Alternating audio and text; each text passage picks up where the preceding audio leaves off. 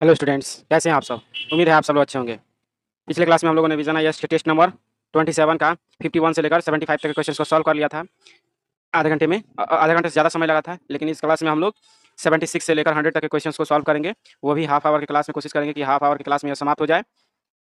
और इस टेस्ट के बाद से हम लोग 28 नंबर पर आगे बढ़ेंगे। तो चलिए अपने क्वेश्चन के इंटरफेस पर चलते हैं। हम लोग क्वेश्चन नंबर 76 के इंटरफेस पर आ चुके हैं।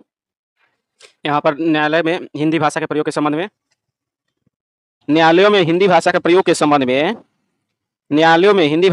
के संबंध में निम्नलिखित कथनों पर विचार कीजिए। हिंदी भाषा के प्रयोग के संदर्भ में विचार करना है। और यहाँ पर क्या दे रहा है कि सही कथन का चयन करना है। हिंदी भाषा के संबंध में सही कथन का चयन करना है। तो यहाँ पर है, किसी राज्य का राज्यपाल राष्ट्रपति की पूर्व सहमति से संबंधित उच्च न्यायालय की कार्यवाही में हिंदी भाषा के प्रयोग को अधिकृत कर सकता है। हिंदी भाषा के प्रयोग को अधिकृत कर सकता है जी। तो यहाँ पर जब हम लोग ध्यान देंगे,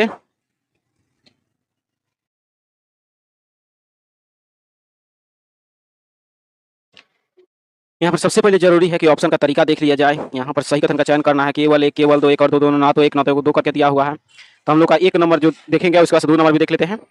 संबंधित राज्य का राज्यपाल राज्य सरकार से परामर्श करके निचली अदालतों में हिंदी या क्षेत्रीय भाषा के प्रयोग को अधिकृत कर सकता है। तो क्षेत्रीय भाषा के प्रयोग को अधिकृत कर सकता है जी। तो यहाँ पर जो है दूसरा नंबर सरासर गलत हो जाएगा, क्योंकि ऐसा कभी नहीं हो सकता है। निचली अदालतों में हिंदी भाषा के या क्षेत्रीय भाषा, बताइए न्यायालय में कभी भोजपुरी भाषा का प्रयोग हो पाएगा जी? नहीं होगा, क्योंकि जो 8वीं अनुसूची में शामिल जो भाषाएं हैं उन्हीं का प्रयोग किया जाता है। क्षेत्रीय भाषाओं का प्रयोग नहीं किया जा सकता है। तो दूसरा नंबर गलत हो जाएगा। एक नंबर जो है एकदम सही है। हिंदी की भाषा के प्रयोग को अधिकृत कर सकता है। एक नंबर सही है, दूसरा नंबर गलत है। तो यहाँ पर सही आंसर हो जाएगा ऑप्शन नंबर ए। अब हम देखते हैं नेक्स्ट क्वेश्चन।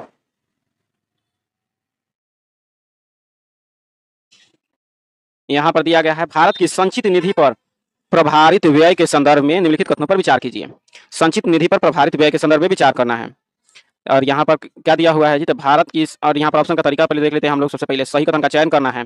और ऑप्शन का तरीका वही है, केवल एक, केवल दो, एक और दो, दोनों, ना तो एक ना तो दो, ऐसे करके दिया हुआ है। तो हम लोग देख लेते हैं, भारत में संचित निधि पर प्रभारित व्यय। भारत की संचित निधि पर प्रभारित व्यय न तो संसद के मतदान के लिए प्रस्तुत किया जाता है, प्रस्तुत किया जाता है, और न ही संसद के किसी भी सदन में इस पर चर्चा की जा सकती है। यहाँ पर अब ध्यान दीजिएगा, भारित व्यय की बात कर रहा है। जैसे जितने भी टॉप क्लास के जो प्रशासक होते हैं उनका जो व्यय होता है उसे जो है प्रभारित व्यय के रूप में रखा जाता है। लेकिन यहाँ पर कुछ अलग ही मैटर दे रहा है। यहाँ पर कह रहा है कि संघ सरकार के विरुद्ध किसी भी न्यायालय के निर्णय को पूरा करने के लिए आवश्यक धन भारत की संचित निधि से प्रभारित व्यय का हिस्सा है। तो 2 नंबर तो जब देखेंगे तो एकदम सही है। किसी भी न्यायालय का जो व्यय होता है वह संचित प्रभारित व्यय पर ही का ही हिस्सा होता है। अर्थात हम बोले थे ना कि टॉप क्लास के जितने भी अधिकारी होते हैं, चाहे वो न्यायाधीश हो या फिर सीबीआई के या फिर जांच एजेंसियों के सदस्य हों, उनका व्यय जो होता है भारत की संचित निधि पर भारित होता है। तो यह तो सही है। लेकिन फर्स्ट नंबर जो है कह रहा है कि ना ही कभी चर्चा होगी और ना ही कहीं पर बातचीत चलेगा, तो यह गलत है। क्योंकि सदन में चर्चा हो सकती है, भले ही रोका नहीं जाएगा, सरकार अपने आप से रुक नहीं सकती है, लेकिन संसद में इसके बारे में चर्चा हो जाती है। तो एक नंबर गलत हो जाएगा, दूसरा नंबर सही है। तो हम लोग का जो सही आंसर हो जाएगा ऑप्शन नंबर बी, केवल 2 सही है। नेक्स्ट क्वेश्चन, विभाग संबंधी स्थायी समितियों के संदर्भ में निम्नलिखित कथनों पर विचार कीजिए। विचार करना है, और कैसा विचार करना है जी? भारतीय संसद में प्रत्येक विभाग संबंधी स्थायी समिति में अधिकतम 31 सदस्य होते हैं। उसके बाद से राष्ट्रीय आधारभूत दीर्घकालिक नीति दस्तावेजों पर विचार करना, उन पर रिपोर्ट देना DRSC के प्रमुख कार्यों में से एक है। और उसके बाद से दे रहा है, राज्यसभा के अधिकार क्षेत्र में लोकसभा की तुलना में अधिक DRSC हैं का चयन करना है जी। तो सही कथन का चयन करना है। ऑप्शन का तरीका है केवल एक, केवल दो, सभी तीन, कोई भी नहीं करके दिया हुआ है। तो यहाँ पर जब हम ध्यान देंगे तो यहाँ पर जो है एक नंबर जो दे रहा है कि भारतीय संसद में प्रत्येक विभाग संबंधी स्थायी समिति में अधिकतम 21 सदस्य होते हैं। तो एकदम सही है, 21 सदस्य ही होते हैं समितियों में। प्रवर समिति का एक अपवाद है। प्रवर समिति जो होता है उसमें 30 सदस्य हो जाते हैं, अधिक 30 सदस्य तक हो जाते हैं। लेकिन अन्य जो संसदीय समितियां हैं उनसे जुड़े हुए जितने भी सदस्य हैं विभागीय समिति, तो उनमें केवल 21 सदस्य ही होते हैं। तो इनको ध्यान में रखना है। उसके बाद से 31 सदस्य होते हैं। उसके बाद से राष्ट्रीय आधारभूत दीर्घकालिक नीति दस्तावेजों पर विचार करना और उन पर रिपोर्ट देना DRSC के प्रमुख कार्यों में से एक है जी।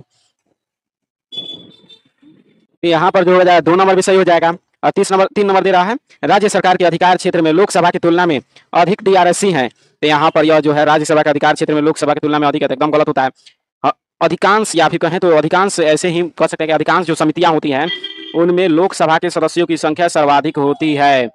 यह एक फैक्ट की तरह याद कर लीजिए, जितने भी समितियां होती है, चाहे वह प्रवर हो या फिर प्रवर समिति हो या फिर लोक लेखा समिति हो, ये सभी के जितने भी समितियां संसद में बनाई जाती है उनमें संख्या किसकी ज्यादा होती है? ये तो लोकसभा के सदस्यों की। ये कॉमन बात भी है, क्योंकि लोकसभा के सदस्यों की संख्या सर्वाधिक होती है तो समितियों में सदस्यों की संख्या किसकी होगी? तो लोकसभा के सदस्यों की संख्या ज्यादा होगी। यहाँ पर ऑप्शन यहाँ पर तो इसलिए यहाँ पर दे रहा है कि राज्यसभा के सदस्यों की संख्या अधिक होती है। तीसरा नंबर गलत है। एक और दो सही है, एक और दो सही है, तो यहाँ पर सही आंसर हो जाएगा ऑप्शन नंबर बी, केवल दो सही है, तीसरा गलत है। नेक्स्ट क्वेश्चन, निम्नलिखित युग्मों पर विचार कीजिए। विचार करना है, क्या विचार करना है जी? तो सही विचार करना है। यहाँ पर दे रहा है नागोर्नो काराबाख क्षेत्र आर्मेनिया अजरबैजान में, अबू मूसा द्वीप संयुक्त अरब अमीरात और ईरान में, सेन काकू द्वीप समूह रूस और यूक्रेन में जी। तो यहाँ पर जब हम लोग ध्यान देंगे तो यहाँ पर नागोर्नो काराबाख क्षेत्र आर्मेनिया अजरबैजान के बीच है, तो एकदम सही है। अबू मूसा द्वीप यूएई और ईरान के बीच विवादित है जी, तो यहाँ पर जो है एकदम सही है। यह भी सही है कि अबू मूसा द्वीप जो है संयुक्त अरब अमीरात और ईरान के बीच विवादित है। ईरान कहता है हमारा है और यूएई कहता है हमारा है। सेन काकू द्वीप जो है कह रहा है कि रूस और यूक्रेन के बीच विवादित है, एकदम गलत है। चीन और जापान के बीच विवादित है। किसके बीच? तो चीन वर्सेस जापान है यह, ना कि चीन और रूस और यूक्रेन के बीच। तीसरा नंबर गलत हो जाएगा। एक और दो सही है, केवल दो सही है, तो ऑप्शन नंबर बी हो जाएगा, केवल दो। नेक्स्ट क्वेश्चन, महावंश के संदर्भ में निम्नलिखित कथनों पर विचार कीजिए। महावंश के संदर्भ में विचार करना है और क्या विचार करना है जी? तो सही विचार करना है। इसकी रचना मौर्य वंश के शासनकाल में हुई थी। महावंश की रचना मौर्य वंश के शासनकाल में हुई थी। उसके बाद से यह अशोक के पुत्र मुहिंद द्वारा श्रीलंका में थेरवाद बौद्ध धर्म के प्रचार के बारे में जानकारी प्रदान करता है। श्रीलंका में थेरवाद बौद्ध धर्म के प्रचार के बारे में जानकारी प्रदान कर रहा है। उसके बाद से इसे यूनेस्को के विश्व स्मृति अंतर्राष्ट्रीय रजिस्टर में शामिल किया गया है। विश्व स्मृति अंतर्राष्ट्रीय रजिस्टर में शामिल किया गया है। और ऑप्शन देख लेते हैं हम लोग, ऑप्शन कैसा दिया हुआ है? तो केवल तीन, दो, तीन, एक, दो, एक और तीन, एक और दो। तो यहाँ पर जब हम लोग ध्यान देंगे तो तीसरा नंबर एकदम सही है जी। महावंश जो था यूनेस्को के विश्व स्मृति अंतर्राष्ट्रीय रजिस्टर में शामिल किया गया है। और उसके बाद से यह अशोक के पुत्र महेंद्र और श्रीलंका में थेरवाद बौद्ध धर्म के प्रचार के बारे में जानकारी प्रदान करता है। तो दूसरा नंबर भी सही है। लेकिन यहाँ पर कह रहा है इसकी रचना मौर्य वंश के शासनकाल में हुई थी, तो यह गलत है, क्योंकि महावंश जो है की रचना श्रीलंका में हुई है। दीपवंश दो ठो बुक हैं जो कि श्रीलंकाई इतिहास का वर्णन करने वाले दो ठो बुक हैं, जिनका नाम है, एक ठो है दीपवंश और दूसरा का नाम है महावंश। ये श्रीलंकाई इतिहास में लिखे गए हैं, ना कि मौर्य वंश के शासनकाल में। तो यहाँ पर एक नंबर गलत, दो और तीन सही है। तो यहाँ पर जो सही आंसर हो जाएगा ऑप्शन नंबर बी ही, दो और तीन। नेक्स्ट क्वेश्चन, कोयला आधारित ताप विद्युत संयंत्रों के संदर्भ में निम्नलिखित कथनों पर विचार कीजिए। कोयला आधारित ताप विद्युत संयंत्र, निम्नलिखित पदार्थों पर विचार कीजिए। यहाँ पर दे रहा यहाँ पर देख लेते हैं हम लोग, विचार कर लेना है। यहाँ पर कह रहा है उपयुक्त में से पदार्थ कोयला आधारित ताप विद्युत संयंत्रों के सामान्य संचालन के दौरान प्रदूषक के रूप में उत्सर्जित होते हैं। अर्थात कोयला उद्योग से जो कोयला ताप विद्युत संयंत्र होते हैं उनसे कौन कौन से प्रदूषक उत्पन्न होते हैं जी? तो ऑप्शन का तरीका तो एकदम खतरनाक तरीका से 1 2 3 4 1 2 5 2 3 4 5 1 3 4 5। तो हम लोग देख लेते हैं। यहाँ पर फ्लाई एश निकलता है जी, कोयले से एकदम निकलता है। पारा भी निकलता है, आर्सेनिक भी निकलता है, नाइट्रोजन ऑक्साइड भी निकलता है। लेकिन जब बात करें मीथेन की, तो मीथेन कहाँ से निकलता है जी? तो मीथेन कोयला का जब खनन होता है वहाँ से तो मीथेन निकल जाता है, लेकिन जलाने पर मीथेन नहीं निकलता है।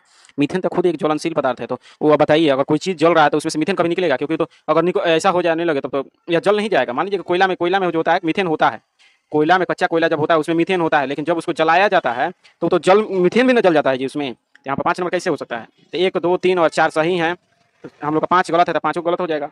नेक्स्ट क्वेश्चन,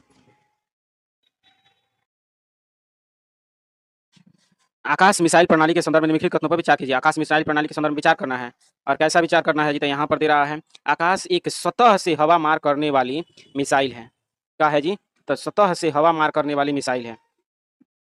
उसके बाद से है, सबसे पहले ऑप्शन देख लेना। देखिए बार बार कहते हैं कि ऑप्शन देख लेना जरूरी है, सही कथन का चयन करना है। उसके बाद से केवल एक, केवल दो, सभी तीन और ऐसे कोई भी नहीं करके दिया हुआ है। तो हम लोग देख लेते हैं। आकाश मिसाइल प्रणाली के संदर्भ में विचार करना है। एक और आकाश एक सतह से हवा मार करने वाली मिसाइल है जिसे रक्षा अनुसंधान डीआरडीओ द्वारा विकसित किया गया है जी, आकाश को। उसके बाद से दे रहा है आकाश मिसाइल जो है ठोस ईंधन रैमजेट प्रणोदन प्रणाली का द्वारा संचालित होती है। तो यहाँ पर एक, अब देख लेते हैं तीसरा नंबर, आकाश निकट आ रहे लक्ष्यों के विरुद्ध अंतिम चरण के मार्गदर्शन के लिए एक अवरक्त होमिंग सीकर का उपयोग करती है। यहाँ पर जब सही कथन का निर्धारण करें तो एक नंबर तो एकदम सही है, डीआरडीओ द्वारा विकसित की गई है, सतह से हवा मार करती है। और दूसरा नंबर भी सही है कि ठोस ईंधन का प्रयोग करती है, रैमजेट का प्रयोग करती है। लेकिन जो तीसरा नंबर कह रहा है कि लक्ष्यों को भेदने के लिए यह अवरक्त होमिंग शिखर का प्रयोग करती है, तो यहाँ पर तीसरा नंबर गलत हो जाएगा। 1 और 2 सही है, तो यहाँ पर जो सही आंसर हो जाएगा ऑप्शन नंबर बी, केवल 2 सही है। नेक्स्ट क्वेश्चन, विशेष श्रेणी का दर्जा दिए जाने के संदर्भ में, विशेष श्रेणी का दर्जा दिए जाने के संदर्भ में निम्नलिखित कथनों पर विचार कीजिए। विशेष श्रेणी का दर्जा दिए जाने के संदर्भ में, और ऑप्शन का तरीका क्या है जी? स्टेटमेंट नंबर 1 है, विशेष श्रेणी का दर्जा प्रदान करने के मानदंड भारत के संविधान में उल्लिखित हैं। भारत के संविधान में उल्लेख है जी। इसके बाद से दे रहा है वित्त मंत्रालय राज्यों को विशेष श्रेणी का दर्जा प्रदान करने के लिए जिम्मेदार है। कौन जी? तो वित्त मंत्रालय की बात कर रहा है। उसके बाद से हाल ही में आंध्र प्रदेश मंत्रिमंडल ने केंद्र से आंध्र प्रदेश को विशेष श्रेणी का दर्जा प्रदान करने के अनुरोध करते हुए एक प्रस्ताव पारित किया था। और यहाँ पर क्या चयन करना है जी? तो सही कथन का चयन करना है। और यहाँ पर दिया गया है 1 और 2, केवल 3, 2 और 3, और इनमें से कोई नहीं। जब हम लोग ध्यान से देखेंगे विशेष श्रेणी का दर्जा, तो विशेष श्रेणी का दर्जा राज्यों को दिया जाता है, मतलब विशेष श्रेणी का, जैसे कि विशेष सहायता देने के लिए। तो यहाँ पर संविधान में उल्लेख है, एकदम सरासर गलती है, संविधान में कोई उल्लेख नहीं है। और इसके बाद से दूसरा नंबर दे रहा है कि विशेष श्रेणी का दर्जा दिए जाने के बाद 5वां वेतन आयोग जो बना था 1969 में, 1969 में जो 5वां वेतन आयोग बना था, उसी ने यह सिफारिश की थी कि विशेष श्रेणी का दर्जा दिया जाना चाहिए राज्यों को। तो एक यहाँ पर 1 नंबर गलत। दूसरा नंबर कह रहा है कि विशेष वित्त मंत्रालय इसके लिए जिम्मेदार है जी। तो वित्त मंत्रालय की नहीं, यह दूसरा नंबर भी गलत है, क्योंकि वित्त मंत्रालय नहीं बल्कि राष्ट्रीय विकास परिषद, जिसको एनडीसी कहते हैं, नेशनल डेवलपमेंट काउंसिल, जो है इसके लिए मुख्य जिम्मेदार होता है। तो दूसरा नंबर गलत। तीसरा नंबर कह रहा है कि आंध्र प्रदेश ने प्रस्ताव भेजा था, तो यहाँ पर भी आंध्र प्रदेश ने प्रस्ताव नहीं भेजा था, बल्कि बिहार सरकार ने भेजा था। किसने जी? बिहार सरकार के मंत्रिमंडल ने भेजा था। तो यहाँ पर तीसरा नंबर भी गलत है। 1, 2, 3, तीनों के तीनों गलत है। यहाँ पर सही आंसर हो जाएगा ऑप्शन नंबर डी, कोई भी सही नहीं है, इनमें से कोई नहीं है। नेक्स्ट क्वेश्चन, ला नीना मोडोकी के संबंध में निम्नलिखित कथनों पर विचार कीजिए। ला नीना मोडोकी के संबंध में विचार करना है। और क्या विचार करना है? तो सही कथन पर विचार कर लेना है। इसकी विशेषता मध्य प्रशांत महासागर में असामान्य उष्णता है, जिसके साथ पूर्वी और पश्चिमी प्रशांत क्षेत्रों में शीतलन होता है। ला नीना मोडोकी के संदर्भ में देखेंगे तो दूसरा नंबर है, यह आमतौर पर एक पारंपरिक एल नीनो घटना की तुलना में बंगाल की खाड़ी में चक्रवातों की अधिक आवृत्ति से जुड़ा होता है। तो यहाँ पर जब हम लोग ला नीना मोडोकी के संदर्भ में देखेंगे, तो यहाँ पर दूसरा नंबर तो एकदम सही है, आमतौर पर पारंपरिक एल नीनो घटना की तुलना में बंगाल की खाड़ी में चक्रवातों की अधिक आवृत्ति से जुड़ा हुआ है ला नीना मोडोकी। लेकिन 1 नंबर जो दे रहा है कि विशेष मध्य प्रशांत महासागर में असामान्य उष्णता है, तो यहाँ पर यह गलत हो जाएगा। 1 नंबर, दूसरा नंबर सही है, 1 नंबर गलत है। तो यहाँ पर जो सही आंसर हो जाएगा ऑप्शन नंबर बी, केवल 2 नंबर सही है, 1 नंबर गलत है। नेक्स्ट क्वेश्चन देख लेते हैं हम लोग। निम्नलिखित में से कौन सा कथन secured overnight financing rate, secured overnight financing rate या फिर SOFR को सर्वोत्तम रूप से परिभाषित करता है? SOFR को सर्वोत्तम रूप से परिभाषित करता है जी। यहाँ पर देखते हैं कि secured overnight financing rate so far एक बेंचमार्क ब्याज दर है, जिसे लिबोर की जगह ली है, लिबोर की जगह सोफार ने ले लिया है। उसके बाद से सोफार को federal reserve bank of New York द्वारा प्रकाशित किया जाता है जी। तो अब बताइए सोफार को किसके द्वारा प्रकाशित किया जाता है जी? तो सोफार को जो है, यहाँ पर दोनों के दोनों सही हैं, या एक दोनों के दोनों बेंचमार्क जो है के संदर्भ में सही है। सोफार जो है सोफार को जो है रिजर्व बैंक ऑफ न्यूयॉर्क द्वारा प्रकाशित किया जाता है, प्रत्येक सुबह 8 बजे जारी किया जाता है। 1 और 2 दोनों सही है, तो हम लोग का जो सही आंसर हो जाएगा ऑप्शन नंबर सी, 1 और 2 दोनों।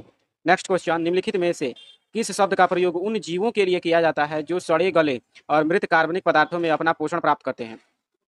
जीवों के लिए किया जाता है जो सड़े गले मृत कार्बनिक पदार्थों से अपना पोषण प्राप्त करते हैं। तो यहाँ पर ऑप्शन नंबर है बीजाणुद्भिद, अंतःपादपी, मृतोपजीवी, परजीवी। तो यहाँ पर देखेंगे कि यहाँ पर सड़े गले मृत कार्बनिक पदार्थों से पोषण प्राप्त करते हैं, तो कौन कहलाएंगे जी? तो मृतोपजीवी, जो मृतों को खाकर जीते हैं उनको मृतोपजीवी कहेंगे। 3 नंबर हो जाएगा। नेक्स्ट क्वेश्चन देख लेते हैं हम लोग। नेक्स्ट क्वेश्चन जो है, मियावाकी की वृक्षारोपण तकनीकी के संदर्भ में निम्नलिखित कथनों पर विचार कीजिए। और क्या दिया हुआ है जी? तो यहाँ पर ऑप्शन का तरीका सबसे पहले पूछा क्या गया है, सही कथन पूछा गया है।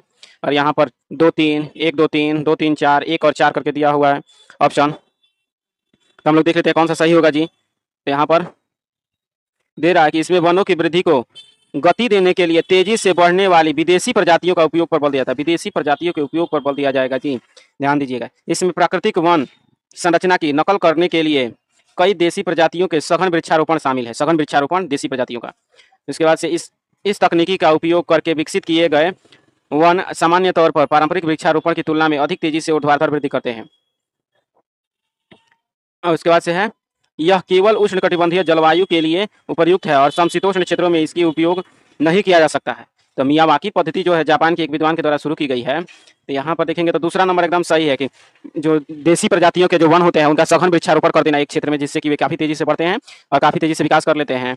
इस तकनीक का उपयोग करके पारंपरिक वृक्षारोपण की तुलना में अधिक तेजी से ऊर्ध्वाधर वृद्धि की जा सकती है, एकदम सही है। लेकिन फर्स्ट नंबर जो कह रहा है कि विदेशी प्रजातियों को लगाना, तो यहाँ पर यह गलत हो जाएगा। और चौथा नंबर भी गलत है कि कह रहा है केवल उष्णकटिबंधीय क्षेत्रों में। सबसे पहले मियावाकी को ही समझ लीजिए। मियावाकी एक तकनीकी है, जापान के विद्वान के द्वारा यह शुरू किया गया था। उनका कहना था कि अगर एक छोटा सा क्षेत्र है, मान लीजिए कि 5 मीटर लंबा 5 मीटर चौड़ा करके एक छोटा सा क्षेत्र है, 10 स्क्वायर फुट जगह है। अब यहाँ पर पहले से क्या होता था, 10 स्क्वायर फुट जमीन देखेगा तो कोई भी कहेगा कि एगो आम का पेड़ लगा दीजिए, काम खत्म हो जाएगा और दूसरा पेड़ लगाने की जरूरत नहीं थी। क्या होगा, 10 साल में जाकर इस पूरे जमीन को छेकेगा, 5 साल 7 साल 10 साल में। और इसकी जगह एक आम के पेड़ की जगह अगर 5 गो अमरूद का पेड़ या फिर वहीं पर जो देसी स्तर पर जो आम लगता हो, मान लीजिए कि एक आम की जगह 5 गो आम लगा दिए। यहाँ पर 10 स्क्वायर फुट जमीन है, छोटा सा जमीन है, फिर भी क्या किया, वहाँ पर 5 गो आम का पेड़ लगा दिए। 5 गो आम का पेड़ लगाएंगे तो काफी तेजी से ये तो विकसित होगा तो सभी के सभी विकसित होंगे। और क्या होगा जी, तो ये पूरे क्षेत्र को 10 स्क्वायर फुट के क्षेत्र को सघन करने में ये 1 से 2 वर्ष में ही ये पूरे क्षेत्र को कवर कर लेंगे और छाया देने लगेंगे। तो यही सिद्धांत है कि यह अगर हम लोग को ग्रीनरी बढ़ाना है तो सघन वृक्ष लगाया जाए, पास में वृक्ष लगा दिया जाए तो ये ज़्यादा क्षेत्र को कवर कर लेगा जल्दी से जल्दी। इसी को मियावाकी तकनीकी बोलते हैं। 2 और 3 सही हो जाएगा। और देसी वृक्ष लगाना चाहिए, ना कि विदेशी वृक्ष की बात ही नहीं की गई है। यहाँ पर 2 और 3 सही है, बाकी सब गलत है। तो यहाँ पर सही आंसर हो जाएगा ऑप्शन नंबर केवल 2 और 3। नेक्स्ट क्वेश्चन, महासागरीय धारा के संदर्भ में निम्नलिखित कथनों पर विचार कीजिए। महासागरीय धारा के संदर्भ में विचार करना है। और क्या विचार करना है जी, तो निम्नलिखित में से कौन सी महासागरीय धारा उपर्युक्त कथनों को द्वारा सर्वोत्तम रूप से वर्णित है? सर्वोत्तम रूप से वर्णित है, यह एक गर्म महासागरीय धारा है। यह उत्तरी अमेरिका के पूर्वी तट के समानांतर बहती है। उत्तरी अमेरिका के पूर्वी तट के समानांतर बहती है। यह पश्चिमी यूरोप की जलवायु को मृदु करता है। यहाँ पर महासागर धारा के संदर्भ में विचार करें तो यहाँ पर ऑप्शन का तरीका हम लोग देख चुके हैं कि कौन सा यहाँ पर कौन सी महासागरीय धारा है जी, तो लेब्राडोर है या फिर क्यूरोशिया है या फिर उत्तरी अटलांटिक विश्व धारा या फिर गल्फ स्ट्रीम है। यहाँ पर ध्यान देंगे तो ये कौन सा है जी, तो ये परिभाषा जो है गल्फ स्ट्रीम से जुड़ा हुआ है। ऑप्शन नंबर डी हो जाएगा। गल्फ स्ट्रीम की धारा की ये सभी परिभाषाएं हैं। यहाँ पर गल्फ स्ट्रीम को जब मैप पर देखेंगे तो मैप पर देख लेना सबसे जरूरी है। यहाँ पर जो इस तरह से कुछ अमेरिके का कुछ भूभाग है और यहाँ से यह दक्षिण अमेरिकी क्षेत्र शुरू हो जाता है। यहाँ से जो आप लोग विस्वतीय धारा का नाम सुनेंगे, विस्वतीय धारा जो एकदम ऐसे बहती रहती है, इसी में से एक धारा जो है ऐसे निकलती है और उत्तर की तरफ जो प्रवाहित होती है। तो यहाँ से जब तक बहती है तो कैरिबियन सागर से होकर बहती है तो इसे कैरिबियन धारा कहते हैं। लेकिन जैसे ही यहाँ पर यहाँ से गुजरती है अमेरिका के भूमि से, तो यहाँ से इसका नाम पड़ जाता है गल्फ स्ट्रीम कहा जाता है। यही धारा जो है ऐसे बहते हुए यूरोप तक चली जाती है और नॉर्वे को भी गर्म रखती है। तो यहाँ पर गल्फ स्ट्रीम धारा के संदर्भ में ये सब कथन था। तो ऑप्शन नंबर डी हो जाएगा। नेक्स्ट क्वेश्चन, निम्नलिखित में से किसमें ताजे जल की सबसे अधिक मात्रा पाई जाती है? ताजे जल की सर्वाधिक मात्रा नदी में, झील में, भूजल में, हिमनद और हिमटोपियों में। तो यहाँ पर जो सही आंसर होगा, सबसे अधिक ताजे जल की मात्रा जो होगी, यह तो फैक्चुअल भी है और पहले से आप लोग को हर किसी को याद होना चाहिए, लूसेंट टाइप का यह क्वेश्चन है। यहाँ पर यह जो हिम और हिमटोपियों में सर्वाधिक मात्रा में, जो कि कुल जितना भी ताजा जल है विश्व भर का अधिकांश जल तो खारा जल है जो कि समुद्रों में है, लेकिन जितना भी जल है उसका लगभग 68% जो है केवल हिमटोपियों में ही रहती है। और भूजल के रूप में कितना है जी, तो भूजल के रूप में मात्र 30% है। भूजल के रूप में 30% है। और सतही जल के रूप में, जिसमें नदी झील दोनों आते हैं, तो इनका मात्रा कितना है, 1.2% मात्रा है। भूजल में 30% और यहाँ पर हिम और हिमटोपियों में 68%। ऑप्शन नंबर डी हो जाएगा हम लोग का आंसर। नेक्स्ट क्वेश्चन देख लेते हैं हम लोग। प्रति चक्रवात के संदर्भ में निम्नलिखित कथनों पर विचार कीजिए। प्रति चक्रवात के संदर्भ में विचार करना है। कैसा विचार करना है जी, तो सही विचार कर लेना है। और यहाँ पर ऑप्शन का तरीका है केवल 1, केवल 2, सभी 3 और कोई भी नहीं करके दिया हुआ है। तो हम लोग देख लेते हैं। प्रति चक्रवात में वायु नीचे उतरकर सतह पर उच्च दाब का क्षेत्र निर्मित करती है। वायु नीचे उतरकर सतह पर उच्च दाब का क्षेत्र निर्मित करती है। उसके बाद से शीत ऋतु में प्रति चक्रवात के कारण वर्षा हो सकती है। प्रति चक्रवात को मौसम मानचित्रों पर अत्यंत निकट अंतराल पर स्थित समदाब रेखाओं के रूप में पहचाना जा सकता है। तो यहाँ पर जब हम लोग देखेंगे तो यहाँ पर 1 नंबर तो एकदम सही है। प्रति चक्रवात में वायु जो है नीचे उतरकर सतह पर उच्च दाब का क्षेत्र निर्मित करती है प्रति चक्रवात में। और दूसरा नंबर दे रहा है शीत ऋतु में प्रति चक्रवात के कारण वर्षा हो सकती है। तो यहाँ पर दूसरा नंबर जो है यह गलत है, क्योंकि शीत ऋतु में नहीं, ग्रीष्म ऋतु में वर्षा होती है प्रति चक्रवात के कारण। यहाँ पर प्रति चक्रवात के कारण वर्षा काफी बाई चांस का भी हो सकती है, लेकिन नहीं होती है इस समय वर्षा। और तीसरा नंबर दे रहा है प्रति चक्रवात को मौसम मानचित्रों पर अत्यंत निकट अंतराल पर स्थित समदाब रेखाओं, नहीं, यह गलत है। दूर स्थित समदाब रेखाएं, जब प्रति चक्रवात की स्थिति उत्पन्न होती है तो समदाब रेखाएं काफी दूर विस्तृत हो जाती हैं। यहाँ पर 3 नंबर भी गलत है, केवल 1 नंबर सही है। तो यहाँ पर जो सही आंसर हो जाएगा ऑप्शन नंबर ए, केवल 1 सही है। नेक्स्ट क्वेश्चन, ऋग्वैदिक काल में सामाजिक विभाजनों के संदर्भ में निम्नलिखित में से कौन सा से सही है या है? ऋग्वैदिक काल में सामाजिक विभाजनों के संदर्भ में विचार करना है और यहाँ पर कह रहा है कि सही उत्तर का चयन कीजिए, सही उत्तर चुनना है। और यहाँ पर तेरा यह विभाजन व्यवसायों के आधार पर किया गया था, यह बहुत कठोर नहीं था। व्यवसायों के आधार पर किया गया था लेकिन कठोर नहीं था। दासों का प्रत्यक्ष रूप से कृषि या अन्य उत्पादन गतिविधियों में उपयोग नहीं किया जाता था। तो यहाँ पर देखेंगे तो ये दोनों के दोनों सही है। ऋग्वैदिक काल में व्यवसायों के आधार पर विभाजन अभी कठोर नहीं था और दासों का भी प्रत्यक्ष रूप से कृषि और अन्य उत्पादन गतिविधियों में प्रयोग नहीं किया जाता था। दूसरा नंबर भी सही है, एक और दो दोनों सही था। सही आंसर हो जाएगा option number C. Next question, केंद्रीय प्रत्यक्ष कर बोर्ड तथा केंद्रीय अप्रत्यक्ष कर सीमा शुल्क बोर्ड सीबीआईसी, सीबीडीटी और सीबीआईसी के संदर्भ में निम्नलिखित कथनों पर विचार करना है। कैसा विचार करना है जी? तो सही कथन पर विचार कर लेना है। यह कह रहा है यद्यपि सीबीडीटी एक कार्यकारी निकाय है परंतु सीबीआईसी एक सांविधिक निकाय है। सीबीडीटी कार्यकारी जबकि सीबीआईसी सांविधिक निकाय है। इन दोनों को वित्त मंत्रालय के अधीन कार्यरत राजस्व विभाग द्वारा प्रकाशित किया जाता है। वित्त मंत्रालय के अधीन कार्यरत राजस्व विभाग द्वारा प्रकाशित किया जाता है जी। तो यहाँ पर जब ध्यान देंगे तो यहाँ पर दूसरा नंबर तो एकदम सही है, लेकिन फर्स्ट नंबर कह रहा है कि सीबीडीटी एक कार्यकारी निकाय है और सीबीआईसी सांविधिक, तो यहाँ पर गलत है। सीबीआईसी भी एक कार्यकारी निकाय ही है, सांविधिक नहीं है। तो यहाँ पर यह भी गलत हो जाएगा। एक नंबर गलत, दूसरा नंबर सही। तो यहाँ पर सही आंसर हो जाएगा ऑप्शन नंबर बी, केवल दो सही है। नेक्स्ट क्वेश्चन जो है, विदेशी मुद्रा निपटान प्रणाली के संदर्भ में निम्नलिखित कथनों पर विचार कीजिए। निपटान प्रणाली के संदर्भ में विचार करना है और कैसा विचार करना है जी? यहाँ पर सही कथन पर विचार कर लेना है। विदेशी मुद्रा निपटान प्रणाली के संदर्भ में सही कथन पर विचार करना है। उसके बाद से है यहाँ पर दे रहा है यह भारतीय रिजर्व बैंक द्वारा भुगतान और निपटान प्रणाली अधिनियम 2007 के तहत अधिकृत एक भुगतान प्रणाली है।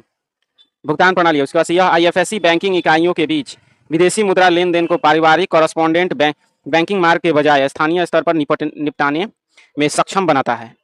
तो यहाँ पर जब हम ध्यान देंगे तो दूसरा नंबर एकदम सही है। आईएफएससी जो है बैंकिंग इकाइयों के बीच विदेशी मुद्रा लेन देन को पारंपरिक रूप से सक्षम बनाता है, लेकिन एक नंबर जो है गलत है, क्योंकि यहाँ पर कह रहा है कि भारतीय रिजर्व बैंक जो है 2007 के तहत भुगतान प्रणाली का काम करता है। नहीं, इसके लिए कौन सा बना है जी? तो एनपीसीआई का गठन हुआ है। तो एक नंबर गलत है, दूसरा नंबर सही है। तो यहाँ पर सही आंसर हो जाएगा ऑप्शन नंबर केवल दो सही हो जाएगा, option number B. Next question, स्वायत्त वाहन नेविगेशन प्रणाली के संदर्भ में निम्नलिखित कथनों पर विचार कीजिए। स्वायत्त वाहन नेविगेशन प्रणाली के संदर्भ में विचार करना है और यहाँ पर दे रहा है कि सही कथन पर विचार करना है। स्वायत्त नेविगेशन प्रणाली के संदर्भ में सही कथन पर विचार करना है और यहाँ पर देखिएगा तो ऑप्शन का तरीका क्या है जी? तो 2 3 1 3 1 2 4 1 2 3 4। तो यहाँ पर जब हम लोग देखते हैं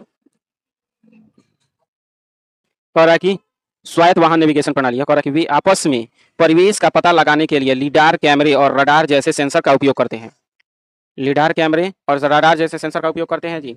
उसके बाद वे सेंसर डेटा के व्याख्या करने और ड्राइविंग संबंधी निर्णय लेने के लिए कृत्रिम बुद्धिमत्ता एल्गोरिदम पर निर्भर करते हैं। तो यहाँ पर जो हो जाएगा उसके बाद से है वे जीपीएस जैसे उपग्रह आधारित नेविगेशन सिस्टम से पूर्णतः स्वतंत्र रूप से कार्य करते हैं। पूर्णतः स्वतंत्र रूप से कार्य करते हैं, इस पर ध्यान देने की जरूरत है। जहाँ पर आ जाए स्वाभी पूर्णतः केवल एक मात्र का संबंध आ जाए तो ध्यान रखने की जरूरत है। वे बाधाओं का पता लगा सकते हैं और तदनुसार गति और दिशा को समायोजित कर सकते हैं। यहाँ पर जब हम लोग ध्यान देंगे तो एक नंबर एकदम सही है। आसपास के परिवेश का पता लगाने के लिए लीडार कैमरे का उपयोग करते हैं। दूसरा नंबर भी सही है, वे सेंसर डेटा का व्याख्या करने एआई एल्गोरिदम का उपयोग करते हैं। लेकिन तीसरा नंबर कह रहा है पूर्णतः स्वतंत्र रूप से कार्य करते हैं। जीपीएस से एकदम सरासर गलत हो जाएगा, पूर्णतः स्वतंत्र नहीं है। और चौथा नंबर भी सही है, बाधाओं का पता लगाने के लिए दिशा को समायोजित कर सकते हैं। तो यहाँ पर 1 2 4 सही है, तो हम लोग का जो सही आंसर हो जाएगा ऑप्शन नंबर सी, 1 2 और 4 सही है। नेक्स्ट क्वेश्चन,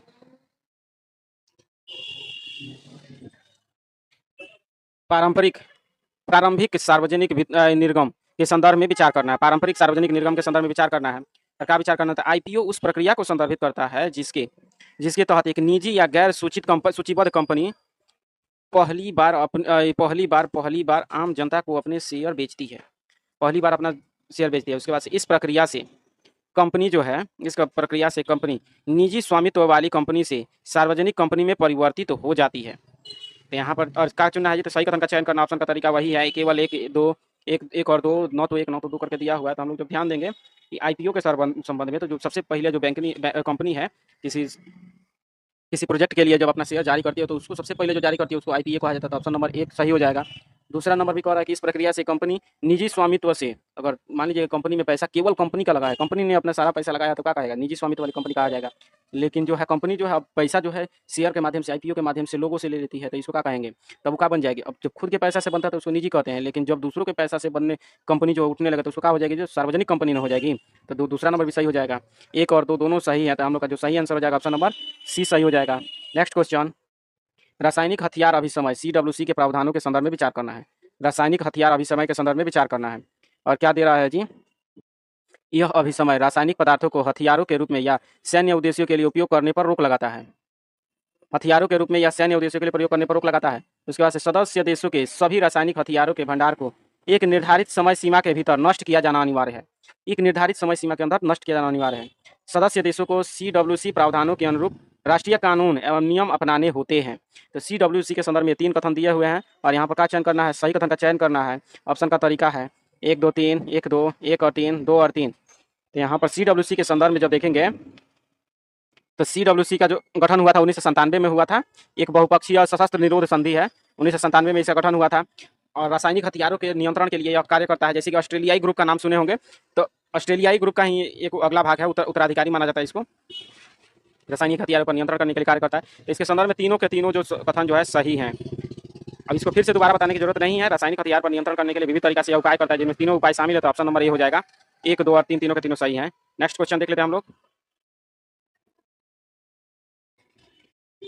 जलवायु विज्ञान के संदर्भ में, जलवायु विज्ञान के संदर्भ में अश्व अक्षांश की विशेषताएं क्या है। अश्व अक्षांश की विशेषता आप बताइए। अब तो ये तो जुबानी आप लोग से पूछा जाए तो यह बता देना पड़ेगा कि जो अश्व अक्षांश के संदर्भ में कौन सा सही हो सकता है। यहाँ पर देखिए एक और है कि उच्च वायुमंडलीय दाब और शांत या हल्की पवनें। तो आगे हम लोग को जाने की जरूरत भी नहीं है। ऑप्शन नंबर ए हो जाएगा अश्व अक्षांश। आप लोग उत्तरी और दक्षिणी दोनों गोलार्धों में जब जाइएगा तो 30 से लेकर 35 डिग्री के अक्षांश के बीच के जो अक्षांश है, इनको क्या कहा जाता है, तो अश्व अक्षांश कहा जाता है। यहाँ पर क्या होता है, आप लोग हेडली सेल का नाम सुने होंगे, तो जो जो विषुवत रेखा से पवनें ऊपर की तरफ उठती हैं वे कहाँ जाती है, 30 से 35 डिग्री के अक्षांश के पास में जाकर नीचे उतर जाती हैं। जब चारों तरफ से पवनें जो है उत्तरी गोलार्ध से भी और उत्तर मतलब उत्तरी गोलार्ध दक्षिणी गोलार्ध दोनों गोलार्धों में ऐसे ही उतरती हैं हवाएं 30 से 35 डिग्री अक्षांश के बीच में। तो इन्हीं बीच के क्षेत्र को जहाँ पर दोनों दिशाओं से हवाएं उतरती हैं, और यहाँ इधर से भी जो हवा चलती है वो फेरल सेल, यहाँ पर बनता है हेडली सेल, यहाँ पर भी हेडली सेल, लेकिन जो इधर से हवा आती है उसको फेरल सेल कहा जाता है। तो यहाँ पर फेरल सेल बनता है, तो इसके कारण जो हवा बैठती है, यहाँ पर भी हवा बैठती है, यहाँ पर भी हवा बैठती है। तो इन दोनों के बैठने से इस क्षेत्र में उच्च दाब का क्षेत्र का निर्माण होता है। उच्च दाब जहाँ पर होगी तो पवनें भी मंद हो जाएंगे। तो ऑप्शन नंबर ए ही सही हो जाएगा। आगे बढ़ने की ज़्यादा जरूरत नहीं है। यहाँ पर उच्च दाब का क्षेत्र होता है, इसी के कारण अश्व अक्षांश क्यों कहते हैं, तो प्राचीन काल में जब घोड़े के व्यापारी अपना घोड़ा जब लाद कर पश्चिम से पूरब की तरफ लाया करते थे, मुख्यतः अरब व्यापारी, तो क्या होता था, यहाँ पर जैसे ही उच्च दाब होगा, जैसे ही इस क्षेत्र से गुजरते थे तो यहाँ पर जब दाब बढ़ता था तो नाव डूबने लगता था। नाव डूबने लगता था समुद्र में, तो क्या करते थे, अपने कुछ घोड़े उतार कर समुद्र में फेंक देते थे। तो इसीलिए घोड़े को फेंकना पड़ता था, इसीलिए इसको अश्व अक्षांश का नाम दिया गया। तो यहाँ पर जो सही आंसर हो जाएगा ऑप्शन नंबर ए ही हो जाएगा। नेक्स्ट क्वेश्चन देख लेते हैं हम लोग। यहाँ पर पृथ्वी के वायुमंडल की परतों के संदर्भ में निम्नलिखित कथनों पर विचार कीजिए। पृथ्वी के वायुमंडल की परतों के संदर्भ में विचार करना है। कैसा विचार करना है जी, तो सही विचार करना है। यहाँ पर 1 और 2, 2 और 3, 1 और 3, 1 2 और 3 करके दिया हुआ है। तो यहाँ पर देखते हैं हम लोग, समताप सीमा एक तापमान व्युत्क्रम सीमा के रूप में कार्य करता है, जहाँ ओजोन परत का तापन प्रभाव समाप्त हो जाता है। उसके बाद से सामान्य ह्रास दर क्षोभ मंडल की एक विशिष्ट विशेषता है। उसके बाद से अरोरा और उल्का पिंड मुख्यतः मध्य मंडल से संबंधित है। अब बताइए, जो अरोरा के संबंध में जानता होगा वो कहेगा जी कि मध्य मंडल से संबंधित है। और अरोरा कहाँ पर बनता है, तो ध्रुवों की तरफ बनता है। उत्तर की तरफ जो बनता है उसको अरोरा बोरियोलिस कहते हैं, और जो दक्षिण की तरफ बनता है, दक्षिणी ध्रुव पर, मान लीजिए कि ये पृथ्वी है, ऐसा तो पृथ्वी नहीं है लेकिन पूरा गोल बनाना चाहिए था, लेकिन दिखाने के लिए बता दे रहे हैं। उत्तरी ध्रुव की तरफ जब अरोरा बनता है तो उसको अरोरा बोरियोलिस, जो दक्षिण की तरफ बनता है उसको अरोरा ऑस्ट्रेलिस कहते हैं। तो यहाँ पर ये ध्रुवों की तरफ बनता है। मध्य मंडल से इसका दूर दूर से संबंध नहीं है, इसका मध्य मंडल से दूर दूर से संबंध नहीं है। तो तीसरा नंबर गलत हो जाएगा। तीसरा नंबर गलत होते ही हम लोग का देखिएगा एलिमिनेशन मेथड लगाइएगा, ये 3 नंबर गलत, 3 नंबर गलत, 3 नंबर गलत, आंसर निकल गया 1 और 2। नेक्स्ट क्वेश्चन, संगम काल के संदर्भ में निम्नलिखित युग्मों पर विचार कीजिए। संगम काल के संदर्भ में विचार करना है। क्या विचार करना है, तो सही सुमेलित है। कौन सा से युग्म जो है सही सुमेलित है। यहाँ पर दे रहा उझावर, अवधि, और इसके बाद से लोगों की श्रेणियाँ। उझावर कह रहा है दास, बेल्लार बड़े भूस्वामियों को कहा जाता था बेल्लार। उसके बाद से आदिमई, किसानों को कहा जाता था आदिमई। यहाँ पर जब हम लोग ध्यान देंगे तो यहाँ पर बेल्लार जो बड़े किसानों को कहा जाता था एकदम सही है। लेकिन बड़े भूस्वामी आपके कहें तो जिनका बड़ा-बड़ा जोत होता था, तो उन्हीं को बेल्लार कहा जाता था। इनके संदर्भ में संगम काल में कितने प्रकार की श्रेणियाँ थी जी? तो यहाँ पर अरसर, अंडार, बेनीगल, वेल्लार का नाम दिया जाता है। तो वेल्लार जो किसान बड़े किसानों को कहा जाता था। लेकिन एक नंबर कह रहा है कि उज्जवर जो है, उज्जवर जो दास को कहा जाता था, तो उज्जवर का संबंध जो था मुख्य रूप से दासों से नहीं। यहाँ पर जब देखेंगे तो उझावर किसको कहा जाता था? तो किसानों को कहा जाता था उझावर। और वहीं पर दासों को क्या कहा जाता था जी? तो आदिमई। यहाँ पर देखिए क्रॉस लिंक करके दिया है, तो यहाँ पर क्रॉस लिंक का तो कोई तात्पर्य नहीं है, केवल 2 नंबर सही है। बेल्लार बड़ी भूस्वामियों को कहा जाता था। यहाँ पर केवल 2 नंबर सही है, तो ऑप्शन नंबर बी निकल कर आ जाएगा, केवल 2 सही है। नेक्स्ट और लास्ट क्वेश्चन है हम लोग का, उष्णकटिबंधीय घास के मैदानों और समशीतोष्ण घास के मैदानों के संबंध में विचार करना है। उष्णकटिबंधीय घास के मैदान और समशीतोष्ण घास के मैदान के संदर्भ में विचार करना है जी। और कैसा विचार करना है जी? सही या फिर गलत? तो बहुत बड़ा क्वेश्चन है, इसको ध्यान से पढ़िएगा। सही कथन का चयन करना है। ऑप्शन का तरीका 1-3, 1-2-3, 2-3 4, 1-2-3 4। यहाँ पर जब हम लोग ध्यान देंगे उष्णकटिबंधीय घास के मैदानों में और समशीतोष्ण घास के मैदानों के संदर्भ में विचार करेंगे, तो यहाँ पर उष्णकटिबंधीय घास के मैदानों में शीतोष्ण घास के मैदानों की तुलना में अधिक वार्षिक वर्षा होती है। उष्णकटिबंध में अधिक वार्षिक वर्षा होती है। उसके बाद से शीतोष्ण घास के मैदानों में सामान्य तौर पर उष्णकटिबंधीय घास के मैदानों की तुलना में अधिक गहरी और उपजाऊ मृदा होती है। शीतोष्ण कटिबंध में उपजाऊ और मृदा होती है। उसके बाद से उष्णकटिबंधीय और समशीतोष्ण दोनों प्रकार के घास के मैदानों में पारिस्थितिकी तंत्र को बनाए रखने में महत्वपूर्ण भूमिका निभाती है। अर्थात वनाग्नि जो होती है, दोनों के पारिस्थितिकी तंत्र को बनाए रखने में सहायता करती है। चौथा नंबर है, उष्णकटिबंधीय घास के मैदानों की विशेषता यह है कि उनमें काष्ठीय वनस्पति बिल्कुल नहीं होती। अरे बाल बाल, उष्णकटिबंधीय घास के मैदान में आपको और यहाँ पर एक और बिल्कुल वनस्पति नहीं हो सकती, एकदम गलत हो जाएगा ये, क्योंकि उष्णकटिबंधीय घास के मैदानों में वनस्पतियाँ पाई जाती हैं। शीतोष्णकटिबंधीय घास के मैदानों में वनस्पतियाँ नहीं पाई जाती हैं, लेकिन उष्णकटिबंधीय घास के मैदानों में पाई जाती हैं। इसलिए चौथा नंबर गलत हो जाएगा। चौथा नंबर गलत हो जाएगा, तो चौथा नंबर गलत, चौथा नंबर गलत। अब हम लोग देख लेते हैं, यहाँ पर 1 और 3 दोनों में है, लेकिन 2 केवल अगर सही हो जाएगा तो हम लोग का आंसर निर्धारित हो जाएगा। तो 2 नंबर दे रहा है, शीतोष्ण घास के मैदानों में सामान्य तौर पर उष्णकटिबंधीय घास के मैदानों की तुलना में अधिक गहरी उपजाऊ मृदा होती है। तो एकदम सही है। क्यों होती है जी? तो क्योंकि उष्णकटिबंधीय घास के मैदान जो होते हैं वहाँ पर ज़्यादा वर्षा होती है, ज़्यादा वर्षा होती है, तो यहाँ के जो जितने भी पोषक तत्व निच्छालित होकर बह जाते हैं। कल के टेस्ट में भी बताए थे, यहाँ पर निच्छालित होकर बह जाती है, तो यहाँ पर पोषक तत्व की मात्रा काफ़ी कम होती है उष्णकटिबंधीय में। लेकिन शीतोष्ण कटिबंध में जो होता है, घास जो होते हैं, घास पेड़ पौधे कुछ भी होता है, वह सड़ता रहता है, यहीं पर नीचे बैठता रहता है। इसमें वर्षा तो होती नहीं है कि इसको बहा ले जाए। ठंड के दिनों में शीत गिरता है, मतलब कि बर्फ जब गिरता है तो बर्फ अंदर ही दबाता है, बहा कर तो नहीं ले जाता है। इसीलिए शीतोष्ण कटिबंधीय क्षेत्रों में अधिक गहराई तक उपजाऊ मृदा होती है। तो एकदम दूसरा नंबर सही है। दूसरा नंबर यहाँ पर सही होते ही कहिए कि हम लोग का आंसर निकल कर आ जाएगा बी। ऑप्शन नंबर बी हम लोग का 100 तक क्वेश्चन को सॉल्व कर चुके हैं। आशा है आप लोग को सारे क्वेश्चन को समझ में आया होगा। अब हम लोग मिलेंगे नेक्स्ट टेस्ट में, तब तक के लिए धन्यवाद। Hello students.